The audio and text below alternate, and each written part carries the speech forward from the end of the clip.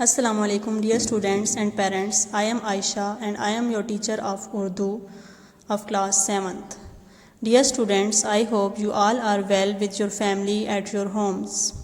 All of you know well about the present pandemic condition of COVID-19, so because of this I have started to give you the lecture of your subject Urdu.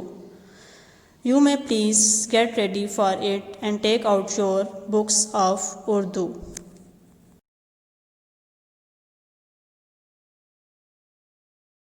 Our topic is letter 1 والد کے نام خط اپنی تعلیم کے بارے میں.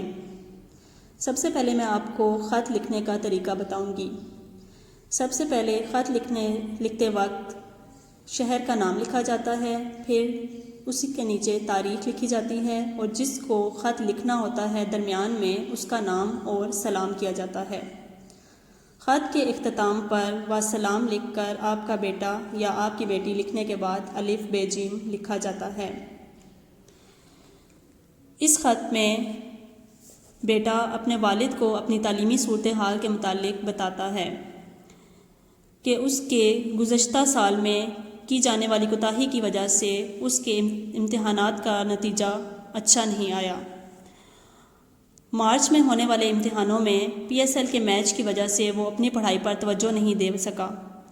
اس کو کرکٹ کھیلنے کا جنون کی حد تک شوق ہے اور وہ پڑھائی پر توجہ نہیں دے سکا، جس کی وجہ سے امتحانات میں پاس نہ ہو سکا. تمام اساتذہ کرام اور گھر والے بھی اس سے ناراض ہیں، لیکن اب اس نے اپنی غلطی کو سدھارنے کا ارادہ کر لیا ہے. 7ویں جماعت میں آتے ہی اس نے اپنے تمام روٹین سیٹ کر لی ہے. وہ صبح جلدی اٹھتا ہے، گھر کے لان میں واک کرتا ہے اور نہا دھو کر 1 گھنٹہ پڑھتا ہے اور اپنے تمام اسباق کی دہرائی کرتا ہے. ناشتہ کرنے کے بعد اسکول چلا جاتا ہے اور اسکول میں تمام اساتذہ کے لیکچر کو وہ بہت غور سے سنتا ہے. گھر آ کر 1 گھنٹہ آرام کرنے کے بعد 4 بجے سے 8 بجے تک دوبارہ پڑھتا ہے. کھانا کھانے کے بعد وہ اپنی پسند کا سپورٹس چینل 1 گھنٹے کے لیے دیکھتا ہے اور پھر لازمی طور پر 10 بجے وہ سو جاتا ہے.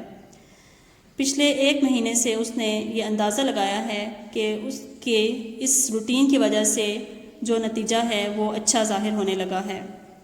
اپریل میں ہونے والے ماہانہ ٹیسٹ میں اس کی کارکردگی پہلے سے بہتر ہو گئی ہے اور اس نے 4تھی پوزیشن بھی حاصل کی ہے اور اسے امید ہے کہ اسی طرح لگاتار محنت کی وجہ سے گرمیوں کی تعطیلات کے ہونے کے بعد امتحانات میں وہ اول پوزیشن حاصل کر لے گا. اب وہ اپنے والد سے وعدہ کرتا ہے کہ آئندہ کوئی بھی چیز اس کی پڑھائی سے توجہ کو نہیں ہٹا سکے گی. گھر والوں کو سلام و سلام، آپ کا بیٹا الف ب جیم.